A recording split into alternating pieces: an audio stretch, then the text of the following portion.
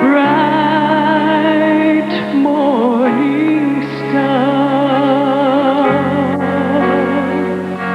lily of the valley, provider and friend.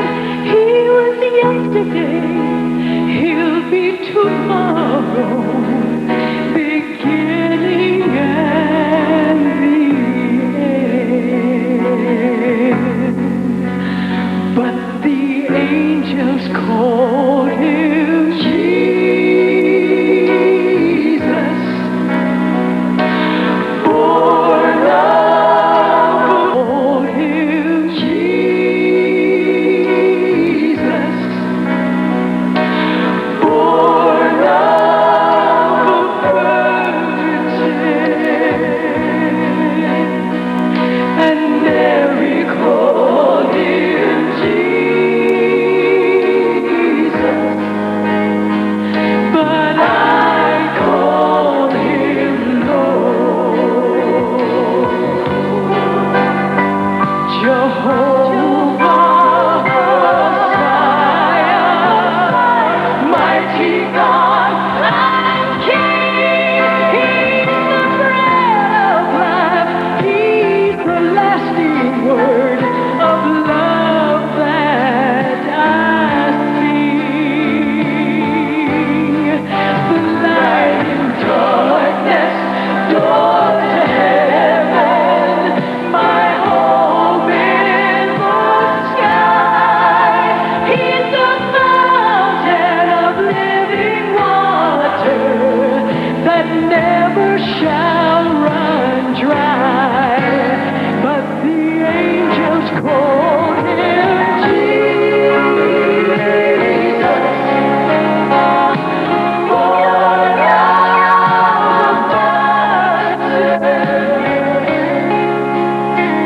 and Mary called him Jesus, but I call him Lord.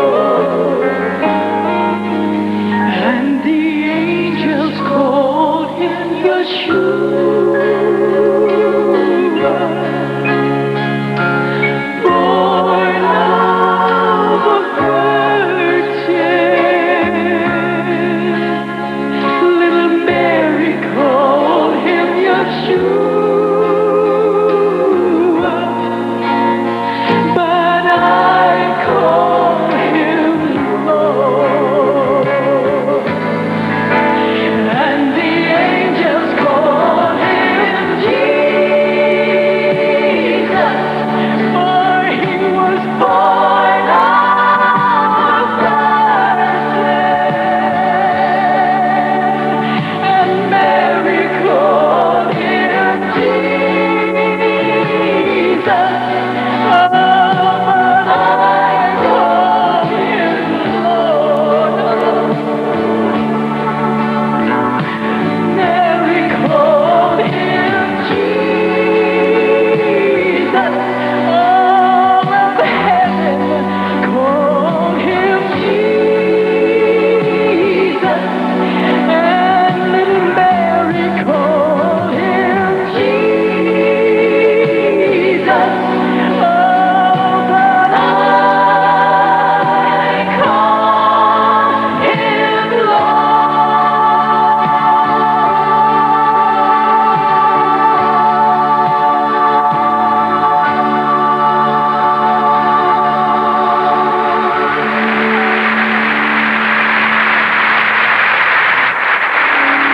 E agora, falando de Charlotte, na Carolina do Norte, o evangelista Jimmy Swaggart começa seu revelador estudo, O Mistério da Iniquidade, lendo no livro de 2 Tessalonicenses, capítulo 2. Obrigado a você, Janete, e a todos os músicos. Os que trouxeram a Bíblia, abram-na, por favor. Em 2 Tessalonicenses, Paulo escreve à igreja de Tessalônica e diz: o mistério da iniquidade já opera e aguarda. somente que seja afastado aquele que agora o detém. Então será de fato revelado o iníquo, a quem o Senhor Jesus matará com o sopro da sua boca e o destruirá pela manifestação da sua vinda. O aparecimento do iníquo é segundo a eficácia de Satanás, com todo o poder e sinais e prodígios, e com todo o engano de justiça aos que perecem, porque não acolheram o amor da verdade para serem salvos. Vou tomar como tema as palavras do apóstolo Paulo, tiradas do versículo 7, o mistério da iniquidade. O mistério da iniquidade. Deus me salvou quando eu tinha 8 anos, de modo estranho, na frente de um cinema que tínhamos na pequena cidade onde morávamos, lá na Louisiana, aí pelas 3 horas de um sábado à tarde, 1943. E meses depois me batizou no poderoso Espírito Santo. Eu estava falando com minha esposa há dias sobre nossa netinha, que dentro de algumas semanas deverá completar 8 anos. A mesma idade que eu tinha ao ser batizado no Espírito. Eu me lembro da grande fome que eu tinha, apesar de criança. Eu me lembro tão vívido como se tivesse sido ontem. Quanta fome eu tinha de Deus, como eu ansiava pelo Espírito Santo. Lembro dos meus pensamentos que eu tinha, lembro do meu interesse, minha sinceridade, minha fome, minha sede. E eu fiquei pensando se ela teria a mesma sede, a mesma fome. Isso se deu em 1944, eu tinha 9 anos. E numa reunião de oração em nossa igreja, uma igreja que era bastante humilde, pequena, desprezada, de acordo com o padrão humano. Mas Deus, às 9 horas da manhã, começou a falar através de mim da invenção de uma bomba que iria ser tão poderosa que iria destruir uma cidade inteira. 1944, mesmo que a bomba atômica estivesse em preparação, o mundo não sabia nada ainda sobre a invenção da guerra atômica e da bomba atômica.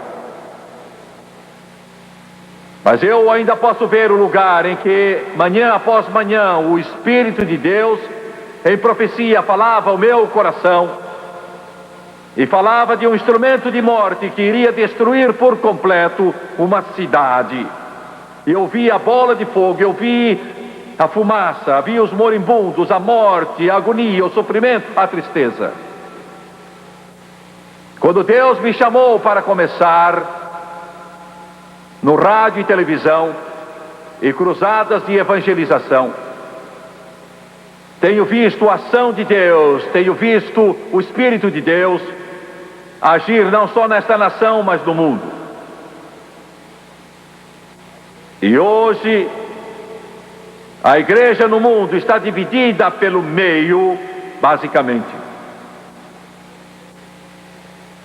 Muito se poderia dizer sobre isso, mas em resumo podemos descrever como 2 campos. Um deles acredita na atuação, manifestação, demonstração e na operação do Espírito Santo. E o outro lado é o que basicamente nega a atuação, a manifestação, a operação e demonstração do Espírito Santo. O meu primeiro comentário hoje vai girar em torno da declaração de Paulo, na qual ele diz: sem que primeiro venha a apostasia. A expressão apostasia não quer dizer a pessoa se perder ou ela se afastar da fé, quer dizer a perda do controle, uma queda espiritual lenta, de modo que o que antes estava no coração vai se apagando aos poucos. Uma apostasia gradual pode-se ver, mas é vaga, sente-se ainda, mas é pouca. Não quero dirigir esses comentários ao mundo denominacional. Eu vou falar sobre isso mais adiante. Mas quero me dirigir primeiro às fileiras pentecostais. O que vou dizer é sério, não quero dar a isso um tom polêmico, mas eu sei do que estou falando. A mensagem pentecostal, e por isso não quer dizer uma denominação ou grupo ou movimento, quero dizer a mensagem de Deus, do poder do Espírito Santo, é a mensagem desta hora. Nos últimos dias, ele diz, derramarei do meu Espírito sobre toda a carne. Ele está fazendo isso hoje em proporções inéditas. E há uma coisa que precisamos entender, o derramamento do Espírito Santo quer dizer muitas coisas, mas uma delas é que ele é um sinal de que as coisas estão prestes a se encerrar, fechar, concluir, Jesus vai voltar.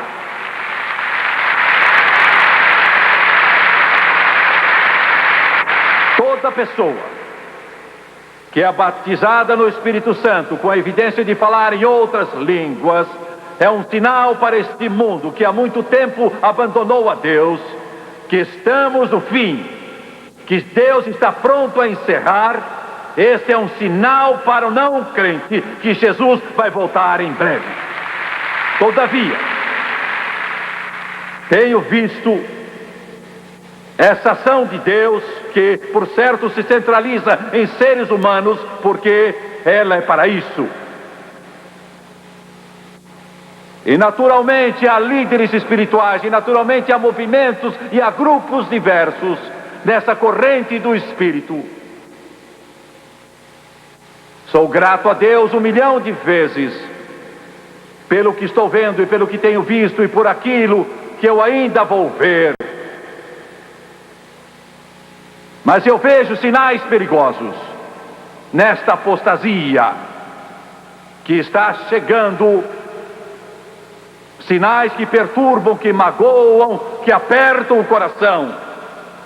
A insidiosa obra de Satanás, que está procurando enfraquecer e impedir esta mensagem de arrependimento, de poder, do batismo no Espírito Santo.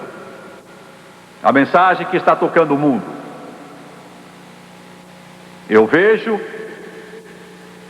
e dói, e eu quero tocar hoje somente nas pontas do iceberg, 2 ou 3. Em nossos movimentos e grupos pentecostais que estão rodeando o globo, que estão tocando muitos milhares e milhares de pessoas. Hoje há muitos que estão deixando a total dependência do Espírito Santo e confiando em sua cultura. Isso me preocupa. Eu estava em Los Angeles numa campanha há pouco tempo e estive no número 300 da Rua Azusa, e foi ali que o poder do Espírito Santo caiu no começo deste século. Caiu quase simultaneamente em Azusa, em Los Angeles, Houston, Topeka, Winnipeg, na China distante. Parece ter havido uma grande simultânea explosão do poder de Deus, e ele começou a tocar o coração e a vida de almas famintas, cansadas de pregadores mortos, pregando sermões mortos, a congregações mortas, e começaram a vir com o coração faminto e alma sedenta para um Deus que estava vivo e que podia viver no coração do povo, um Deus que podia fazer coisas grandes e fortes. Foi o princípio do cumprimento do capítulo 2 de Atos. onde o Senhor prometeu derramar seu Espírito sobre toda a carne. Todavia, de modo geral, a maioria do povo que experimentou a grande plenitude do Espírito Santo na época era da classe mais baixa da sociedade. Ouçam. Eles não tinham instrução e, por causa disso, a reação natural das igrejas tradicionais foi de olhar esse fenômeno com desdém. Foi tida como uma onda, uma expressão de fanatismo. Eram chamados por apelidos deprimentes. É interessante, ouça, amigo. No primeiro derramamento do Espírito Santo em Jerusalém, não foram aqueles que pertenciam à classe social mais elevada, nem os representantes da casta religiosa que foram escolhidos por Deus para dar o início a esse grande avivamento. Foi um grupo de gente simples, sem representação social, da classe mais humilde da sociedade, que recebeu esse grande dom.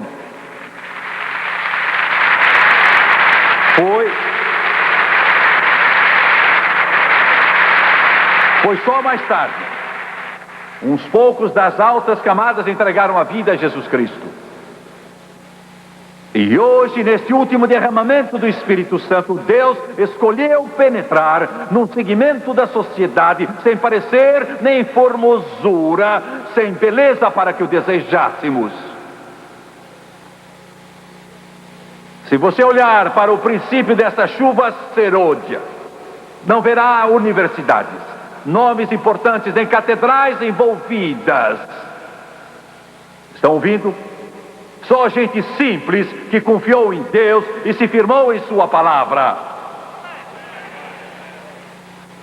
E quando esse movimento explodiu daquele modo, ele transbordou para os grupos religiosos mais respeitáveis e logo a sede pela cultura intelectual começou a surgir. E hoje, o interesse crescente pela cultura surgiu nos círculos pentecostais e tornou-se uma coqueluche. Agora, eu não me oponho à cultura, eu tenho uma universidade. Mas eu fico pensando se essa atenção voltada à cultura não prejudica o fluxo desse movimento do Espírito Santo. Estamos vendo hoje universidades e até mesmo seminários que voltaram as costas por completo a Deus. Estão pregando o humanismo secular e zombando da palavra de Deus. São mestres com coceira nos ouvidos. Como é que a luz e trevas podem se misturar? Como óleo e água podem se misturar? Será que Deus pensa do fato de trazermos esses filisteus pagãos dentro dos santos dos santos? Há alguma coisa errada com a cultura? Não. Deus não aprecia a ignorância. Mas pode tornar-se um erro se nos voltarmos para ela em vez do Espírito Santo.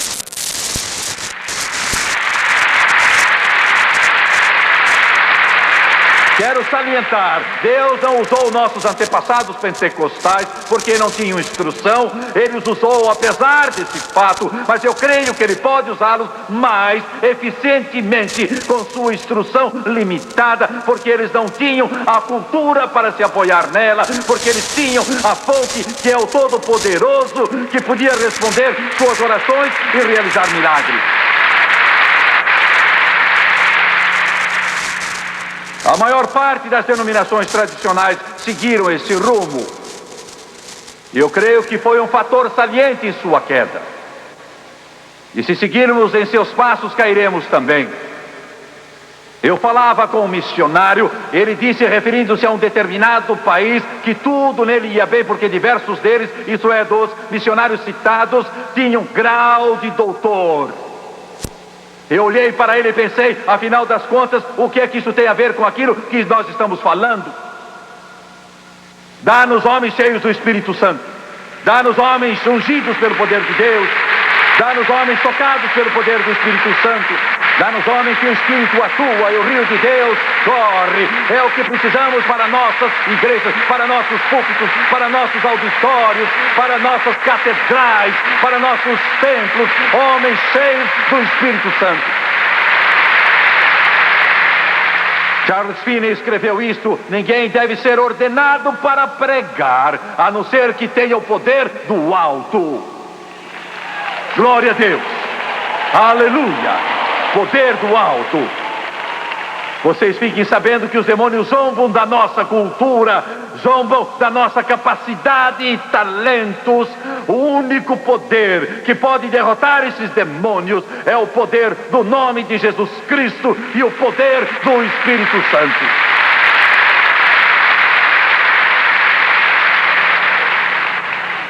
Não me oponho à cultura. Nós não nos opomos à cultura, mas ela não é a solução para aqueles que a buscam para resolver os problemas deste mundo. Só a unção do Espírito Santo pode libertar o cativo.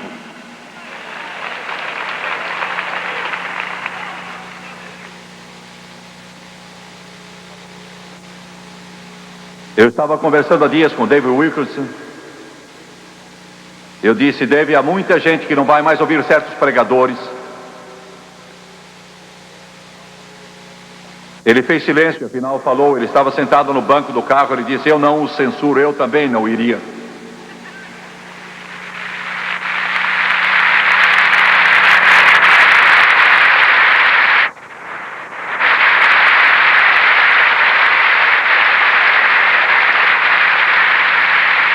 Vocês não estão olhando para um evangelista que acaba de chegar de um cinema. Vocês não estão olhando para o evangelista que vende imóveis como um biscate. Vocês não estão olhando para o evangelista que está em busca de outro diploma. Vocês estão vendo o evangelista que tem chorado diante do trono do Todo-Poderoso, que tem segurado os chifres dos altares, que tem dito: ó Deus, enche a minha alma, faz com que o fogo do teu altar queime meu coração, até que eu ouça do céu, até que Deus fale, porque só Deus pode mitigar a sede no coração dos homens hoje. Deus, dá-nos homens que receberam do céu, dá-nos pregadores que receberam do céu, dá-nos homens que receberam do céu, dá-nos evangelistas que receberam do céu, dá-nos ministros que receberam do céu, dá-nos pastores que receberam do céu. Quero perguntar aos pastores que me ouvem na televisão: se a sua igreja ou ministério acabasse, prejudicaria o diabo? Dá-nos pregadores que assustem o diabo no inferno e assustem o inferno do diabo. Glória.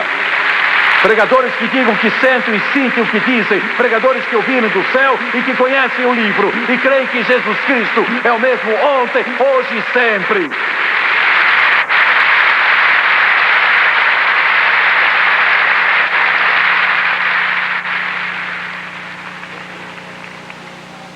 Estou preocupado porque a nossa gente está procurando em demasia aquilo que não resolve os problemas do mundo. Segundo, vocês não vão gostar disso.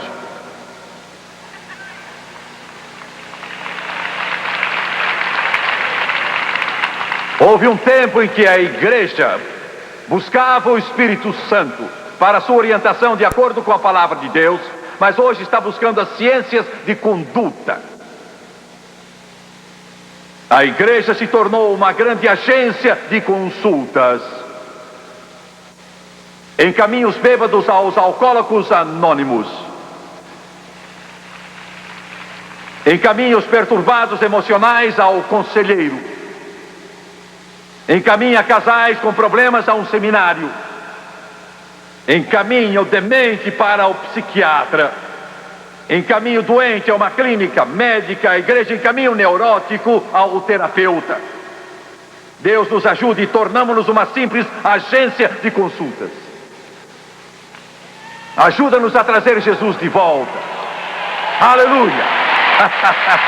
Ele impunha as mãos do doente, ele ficava curado. E o velho livro diz que a oração da fé salvará o doente. Eles levavam a ele o demente e não levavam ao psiquiatra. E quando levavam a ele, ele dizia: em meu nome expulsareis demônios, em meu nome poreis as mãos nos doentes e serão curados. Em meu nome direis essas coisas poderosas e ouvirei e responderei em meu nome. Glória a Deus.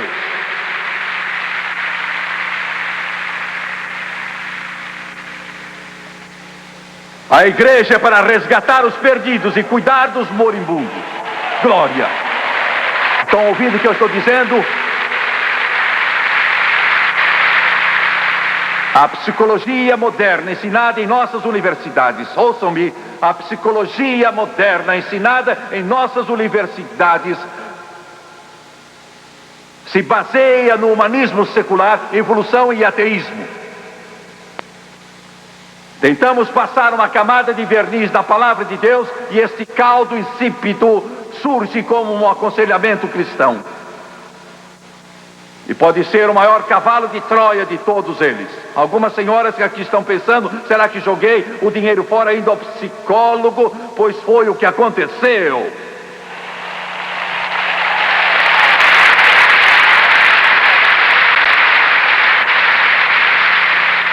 A psicologia moderna procura resolver nossos problemas e ela é popular.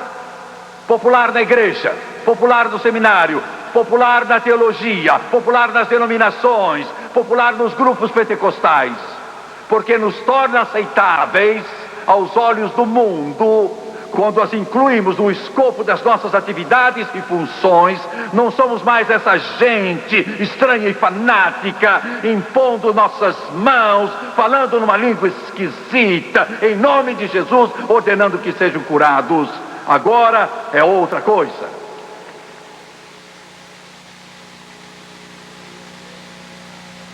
Porque a igreja equilibrada era antes um centro de atividade espiritual. Nós críamos no poder da oração. Críamos que Deus responde à oração. Críamos em clamar a Deus.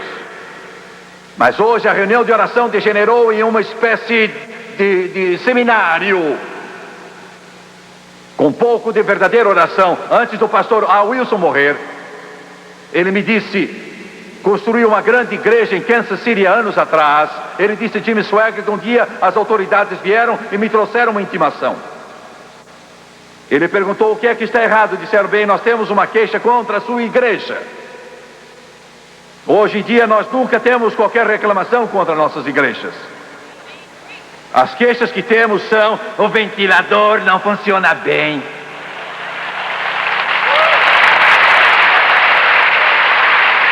ou o sistema de som me incomoda. Deus ajude nossas igrejas, nossos pregadores e nossa pregação é a nossa vida, para que se tornem tão antagônicas ao inferno, que irritem os demônios, façam com que se zanguem, façam com que se perturbem e façam com que os poderes das trevas temam e tremam.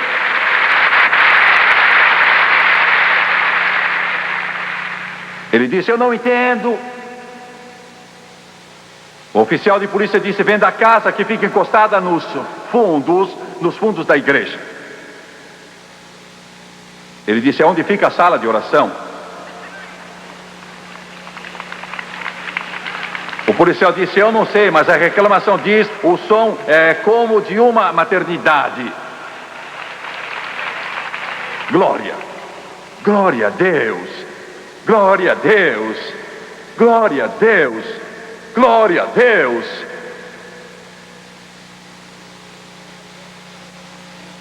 Mas a coisa está mudada hoje. O centro de atividade da igreja gira em torno do conselheiro. As igrejas maiores têm centros de aconselhamento. Todos os membros são convidados a ir aos conselheiros. Lá numa base pessoal, eles vão procurando resolver todos os problemas dos membros e em geral falam até cansá-los.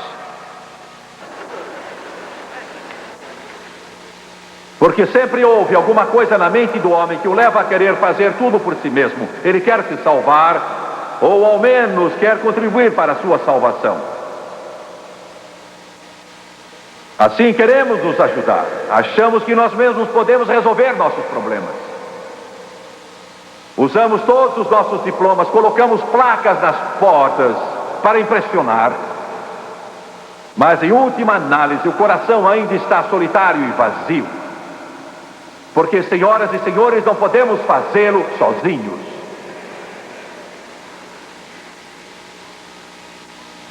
Há dias eu recebi uma carta de um jovem que estava muito zangado comigo. Era pentecostal também e era pastor. E ele disse: seus métodos não funcionam. Você já percebeu como isso é realmente absurdo? Eles têm funcionado por 6.000 anos. Deram certo com Pedro, deram certo com Paulo, deram certo com Silas, deram certo com Barnabé, deram certo com Abel, deram certo com Abraão, deram certo com Isaac, deram certo com Jacó, deram certo com Salomão, deram certo com Davi, deram certo com Samuel, deram certo com todos esses grandes heróis da Bíblia e estão dando certo ainda hoje. Isso vai aborrecê-lo. Ele me disse na carta que uma pílula era a resposta. Porque psicólogos cristãos, entre aspas, tinham fornecido a receita da pílula e estava resolvendo seus problemas. Quero fazer uma afirmação que vai irritar a todo mundo. Tenho pensado nisso há dias. Eu não estou certo que haja essa coisa de um psicólogo crente.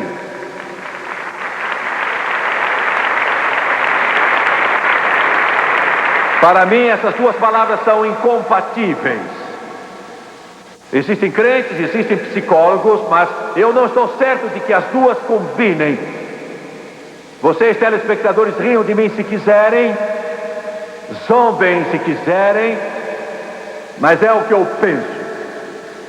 Conheço algo melhor, um derramamento do Espírito Santo, no qual o Espírito Santo penetra no coração das pessoas e os olhos se enchem de lágrimas e o poder de Deus penetra no coração e arranca o problema e os homens então se ajoelham ao pé da cruz e Jesus realiza a obra no coração e na vida deles e eles têm um avivamento à moda antiga no fundo da sua alma, se levantam livres e se levantam felizes e se levantam cheios e se levantam alegres e se levantam cheios do Espírito Santo. Essa é a maior terapia e a maior psicologia que o mundo já viu.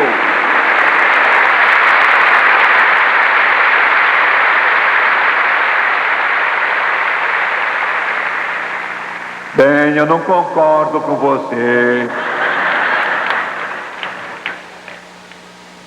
Isso não me preocupa nem um pouco. Estou certo. Concorde ou não, estou certo. Se todos os pastores discordarem de mim, estou certo. Se todos os seminários discordarem, estou certo. Porque estou baseado nesse livro aqui, que tenho em minha mão, e ainda lhes digo, a Bíblia é o maior livro de psicologia que o mundo já conheceu, e o Espírito Santo é o maior psiquiatra que a humanidade conhece, e sem a palavra de Deus e o Espírito Santo, não existe psicologia e não existe psiquiatria.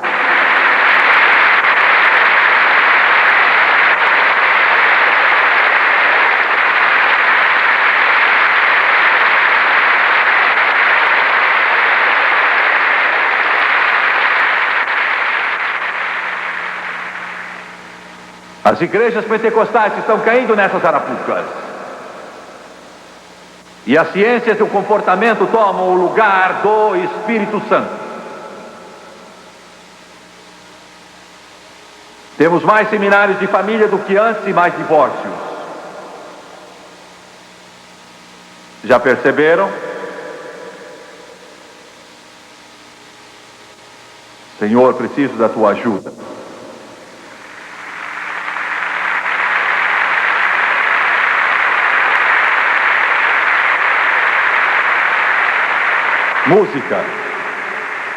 Música. Vou perturbar vocês, vou amular e mexer com vocês. É meu trabalho.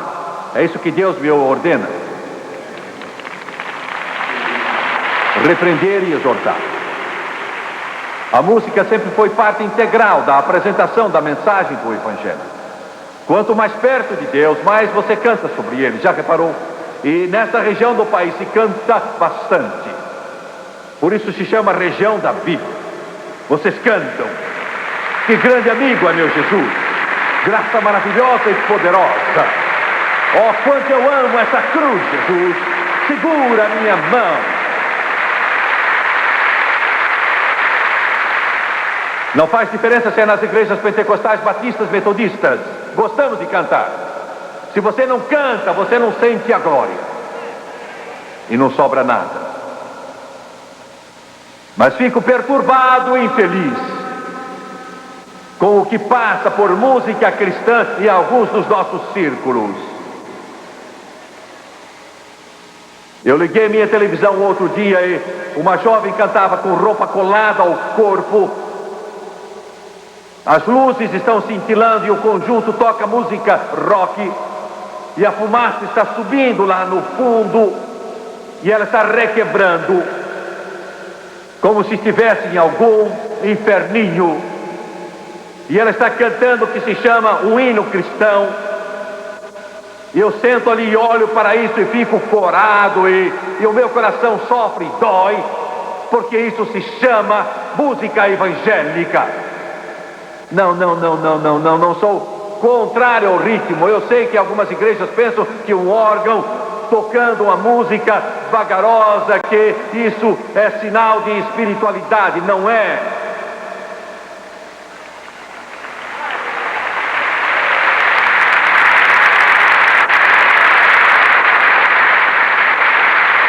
Mas eu creio que a música de Deus é para adorar. É para adorar.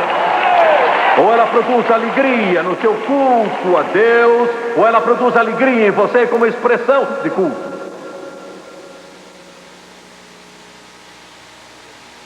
Mas eu sofri com aqueles sons esquisitos, sem nenhuma significação, em que não se entende o que está sendo dito, e essas palavras estranhas, e essa melodia, essa música, se chama rock cristão. Eu recebo cartas a centenas em que se procura justificar o uso do nome música rock, e não há jeito de se justificar o nome de cristão para esse tipo de música de tipo rock. Ouçam-me.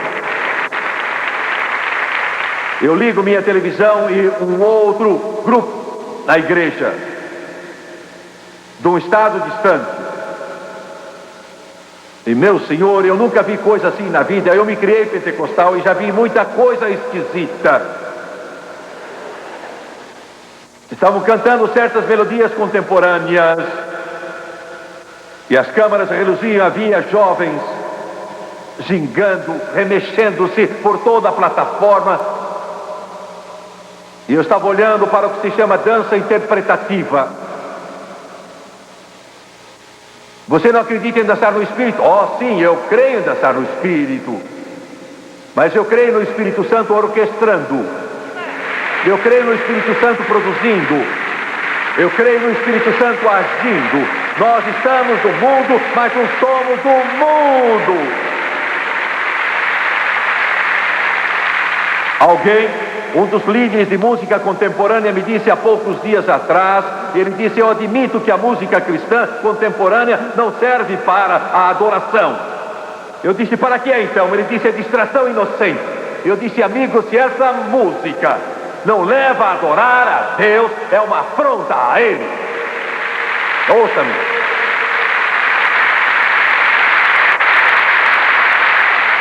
Eu estava à mesa há dias com duas pessoas a quem eu respeito.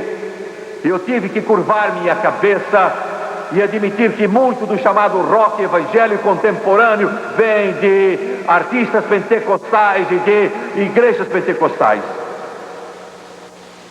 Um pastor me disse há dias: você se opõe a isso porque não se interessa por nossa juventude. Talvez eu até me interesse demais.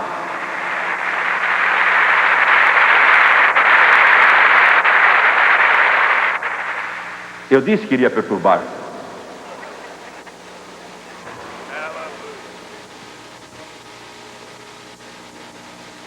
Uma senhora nos escreveu há dias e disse, fui ver o meu pastor e disse, por que não cantamos mais hinos como Seu Sangue Tem Poder, ou Glória ao Seu Nome, ou Rocha Eterna?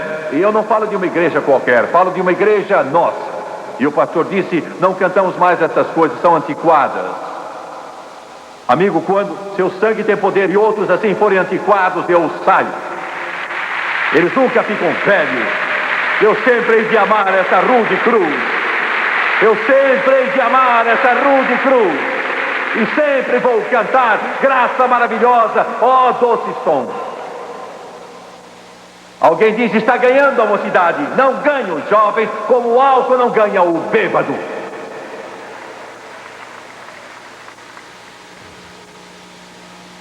Ó Deus, ajuda-me. Apostasia, apostasia, apostasia, apostasia. Número 2, alguns preferiam que eu encerrasse.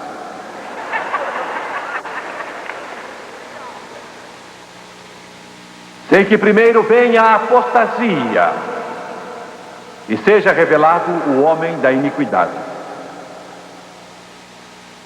Satanás tenta fazer parar o avanço pentecostal para fazer parar essa atuação de Deus, tenta impedi-la, enfraquecê-la, tenta diluí-la.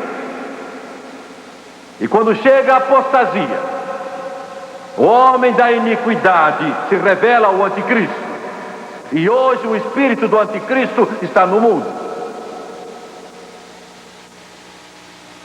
O homem do pecado está no mundo. Estava no mundo nos dias de Paulo e se mostra cada vez mais evidente hoje.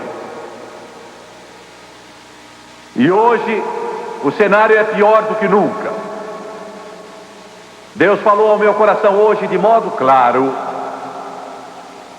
e me disse que muitas nações do mundo estão entrando em seu tempo mais perigoso. Você pergunta se o que eu prego tem a ver com tudo isso? Tem muito a ver com isso. Estamos no período mais perigoso em que já estivemos.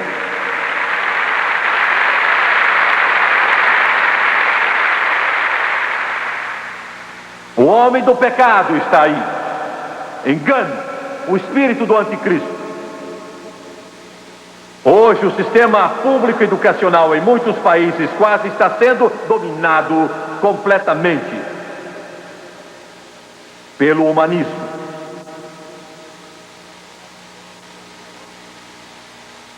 Nas escolas seculares tenho mostrado como se tem introduzido o espírito do anticristo. Daquilo que está acontecendo no mundo e já está sendo preparado para vir.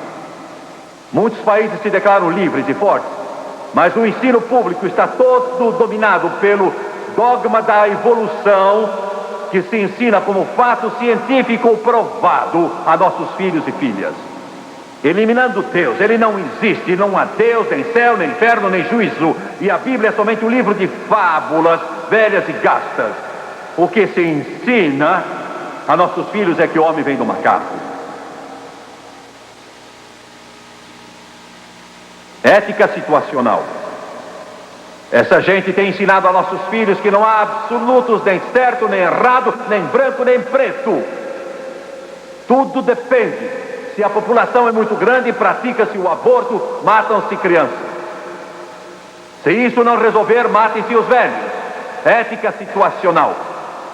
Nada está certo, nada está errado. É o que estão ensinando a seus filhos nas escolas públicas. Nega-se e zomba-se do cristianismo. Dizem que não há sobrenatural, nem Deus, nem salvação, nem céu, nem inferno, e Jesus não ressuscitou dos mortos. Ensinam a seu filho que a divindade está no homem. Nas escolas públicas ensinam liberdade sexual.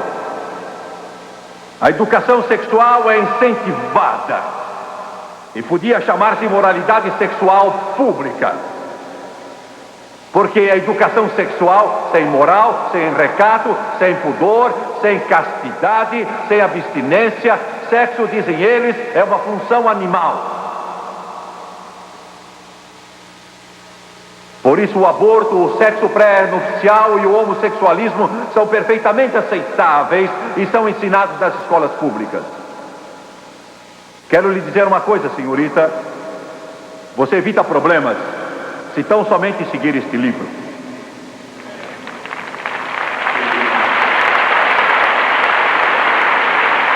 O sexo pré-nupcial está errado. Deus quer que o seu amor seja expresso para com o seu marido. O homossexualismo está errado, é pecado. Não importa o que as escolas ensinem, não importa o que a psicologia ensina, não importa o que os educadores ensinam, não importa o que os outros ensinam, ele é pecado. Ouçam-me, não existe isso de homossexualismo infantil. Isso não existe. Desafio você a provar que estou errado. Não há um menino ou menina homossexual. Alguns se tornam depois que ficam mais velhos porque algum homossexual os atraiu a essa prática pecaminosa e má. Mas não há nenhum menino homossexual ou menina homossexual.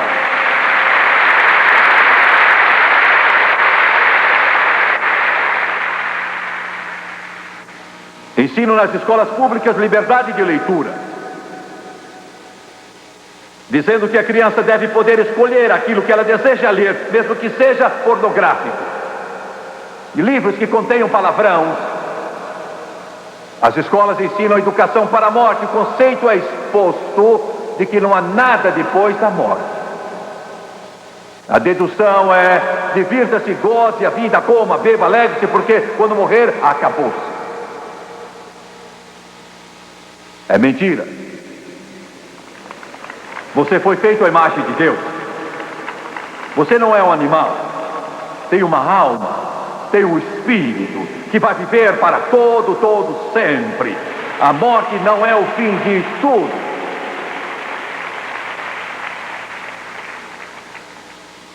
Resignadamente pagamos nossos impostos para preparar terreno para os educadores humanistas ateus fazerem a lavagem cerebral. Eu descrevi para vocês de maneira resumida o que se ensina nas escolas públicas. Agora que vocês ouçam o que não pode ser ensinado nelas. Não pode ser ensinado em nossas escolas que Deus é o Criador e que Jesus é o Filho de Deus. Isso não se ensina. O fato que Deus, no princípio, criou os céus e a terra e Deus fez o homem, não pode ser ensinado como fato científico em nossas escolas. Não se ensina a moral absoluta. O ponto de vista bíblico do sexo não se ensina. Não se ensina que o homossexualismo está errado em nossas escolas. Não se pode ensinar que a vida é eterna, céu, inferno, juízo em nossas escolas. E eu quero dizer isso. Se houver a menor possibilidade de você colocar seu filho e sua filha numa boa escola cristã, faça isso. Se de todo possível, ponham-os. O espírito do anticristo. Eu preciso terminar. Não somente no nosso setor educativo, a imprensa derrama o espírito do anticristo em nossos lares dia e noite. Uma boa parte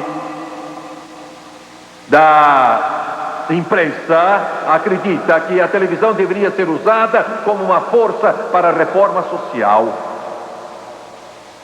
Isto é, anarquia aberta, socialismo e totalitarismo socialista. Esse mesmo grupo ensina que na televisão os programas não devem ser só para divertir, mas para levar o público a aceitar suas ideias do que eles julgam ter uma sociedade ideal, uma sociedade sem Deus. Por isso que a imprensa não gosta de mim, porque eu digo ao mundo exatamente o que vocês são.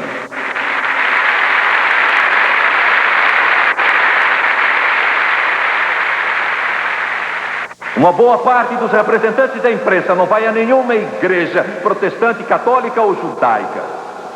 Uma grande parte nunca entra em uma igreja. Uma grande maioria dos representantes não tem qualquer filiação religiosa. Uma boa parte dos representantes da imprensa se chama liberal, termo ou sinônimo de humanismo secular, que é o termo ou sinônimo de ateu ou agnóstico. Boa parte dos representantes da imprensa são a favor de os homossexuais ensinarem em nossas escolas. A maioria dos representantes deles creem que os Estados Unidos são um poder imperialista que explora o terceiro mundo. É mentira. A vasta maioria desses representantes favorece o aborto. E mais da metade deles não vê nada de errado no sexo pré-nupcial ou viver junto sem casamento. O espírito do anticristo. E por último, Paulo diz: o mistério da iniquidade já opera. Há dois mistérios na Bíblia. Um é o mistério de Deus, como Deus mandou o seu Filho Jesus Cristo, vestido na roupagem da carne humana, para viver entre nós e morrer numa cruz e ressuscitar no terceiro dia. É um mistério, como Ele nos amou. O outro é o mistério da iniquidade, como Satanás, que tinha sido o mais querido querubim, voltou as costas ao Criador de todas as coisas e liderou uma revolução contra Deus, introduziu o pecado no mundo e o encheu de ódio. Paulo chama isso mistério de iniquidade. Ele diz: alguns vão se afastar da fé, deixá-la de vez.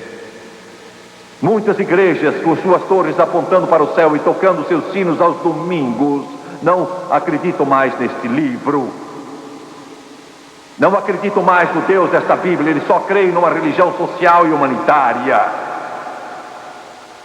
Muitas não creem na narrativa bíblica da criação, mas chamam-na de mito, católicas e protestantes, ouvindo espíritos enganadores, doutrinas de demônios, falando mentiras hipócritas com a consciência cauterizada. E se chamam líderes espirituais. No terceiro capítulo de Apocalipse,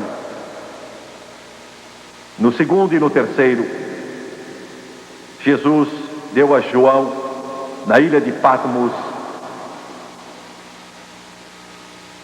a visão das 7 igrejas.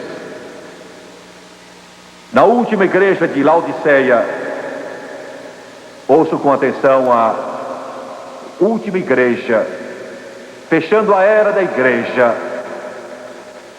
encerrando então esse período. Jesus não está mais na igreja, Ele está do lado de fora, batendo na porta, tentando entrar.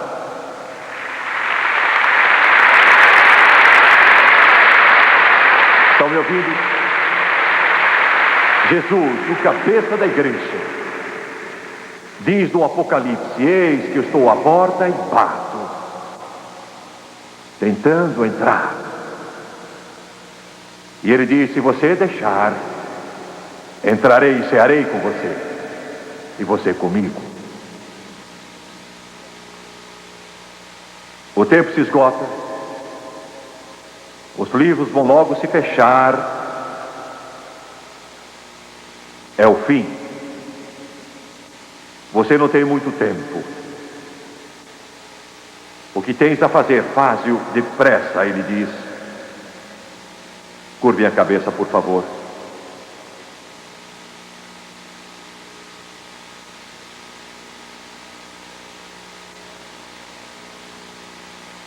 Pai, eu entreguei a tua mensagem. Peço-te agora que a porta se abra e os corações famintos te deixem entrar. Eu te peço em nome de Jesus que tragas o desviado ao lar, que o pródigo diga: porque como estas bolotas, meu pai tem abundância de pão, vou voltar. Eu te peço hoje, amado Deus, que o teu Espírito ache o abrigo no coração de milhares que estão neste ginásio. Peço isso no nome de Jesus. Curvem a cabeça e fechem os olhos. O sol se põe. Eu sei do que estou falando. Deus já me disse, eu sei.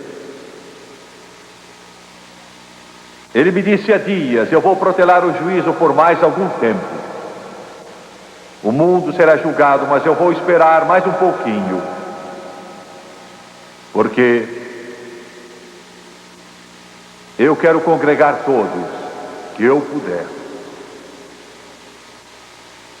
Sua esposa tem orado por você, meu amigo. O tempo está acabando, é melhor apressar-se. Jovens, as coisas desse mundo nada têm para você.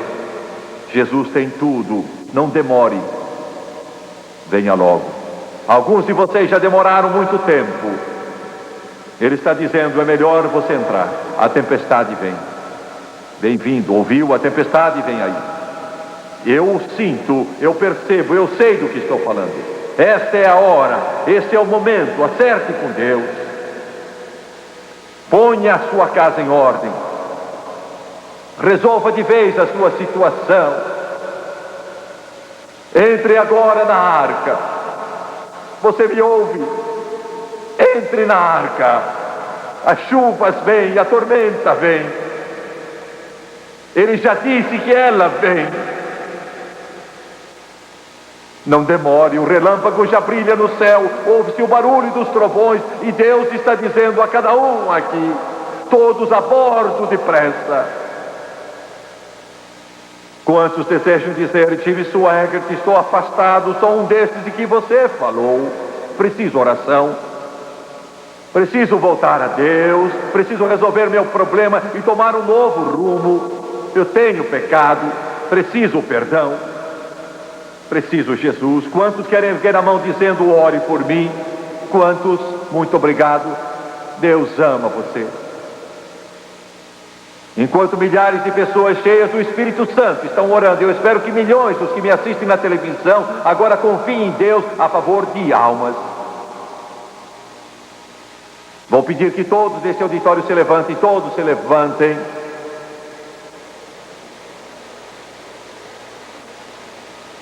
Hoje eu vou pedir a todos que levantaram a mão. Daqui a pouco vamos cantar. Há lugar junto à cruz para você. E eu vou pedir a todos que ergueram a mão por este ginásio. Vou pedir que venham. E quando vierem, estou certo que Deus vai tocar o seu coração. E vocês irão ver. Vocês irão ver a arca que Noé construiu. A porta está aberta. O Espírito Santo diz, depressa. A chuva está começando a cair. As nuvens estão crescendo, pesadas dos céus, e coriscantes raios de juízo estão brilhando pelo firmamento. Deus está falando a você e ao mundo. O tempo acabou.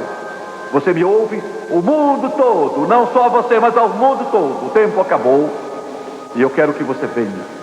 Quero que venha enquanto eles cantam de toda parte. Venham já. Todos que ergueram as mãos.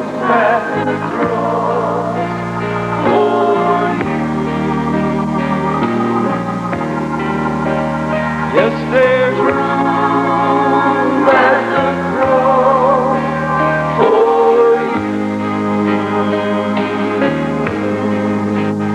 Oh, millions have come. There's still room for one. Oh, sim. Yes, there's room at the throne for you. Cante de novo, Thomas, cante de novo, sim. Venham lá de cima, dos lados, de frente, de trás. Ele espera você. Ele está pronto a perdoar você. Tesouros instantâneos, misericordiosos. Oh, crentes, trago-nos, trago-nos, trago-nos, trago-nos.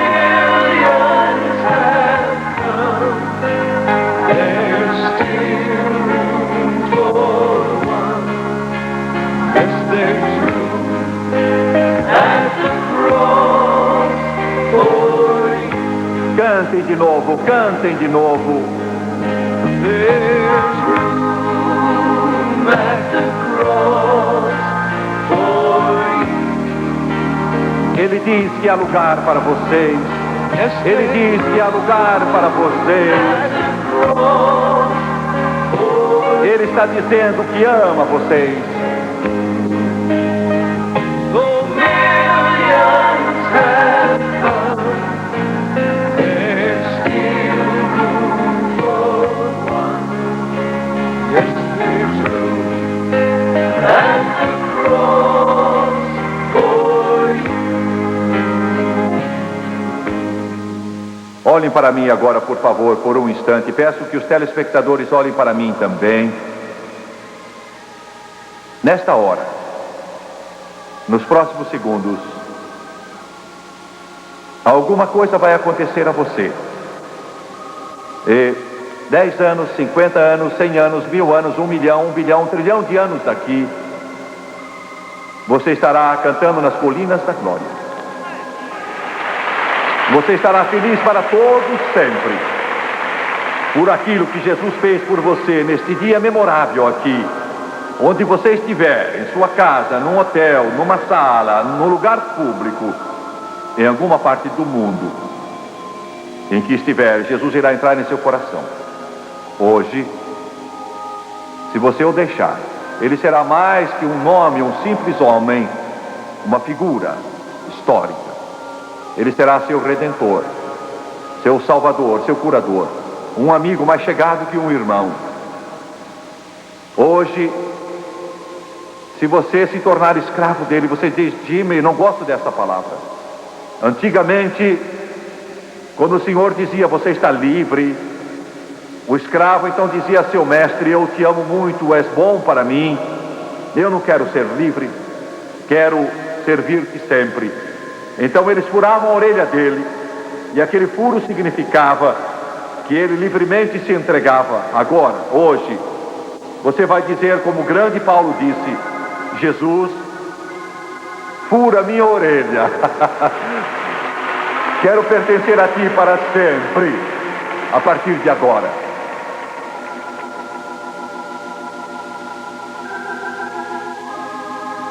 Hoje, cadeias de drogas vão ser quebradas, cadeias de álcool vão ser quebradas, cadeias de perversão e luxúria vão ser quebradas. As cadeias das trevas e do pecado vão ser quebradas. Vou pedir que curvem a cabeça agora e peço que fechem os olhos. Não quero que digam estas palavras só com os lábios. Não adiantarão nada se você o fizer, mas eu espero que digam de coração. De fato, sentindo. É isso mesmo. Não há outra fonte. Não há outra salvação. Só Ele é a resposta. Alguns estão aqui hoje, seu lar está em pedaços.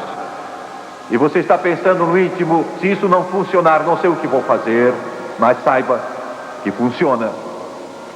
Funciona. Paulo era um fanático cheio de ódio. E Deus o mudou no maior apóstolo de amor de todo mundo. Ele mudará você. Agora eu vou orar e quero que você repita depois de mim. Eu quero que você creia de todo o coração. Esta é a sua hora. Jesus pagou o preço no Calvário. Vamos orar. Amado Pai Celestial, sou pecador. Preciso de ajuda.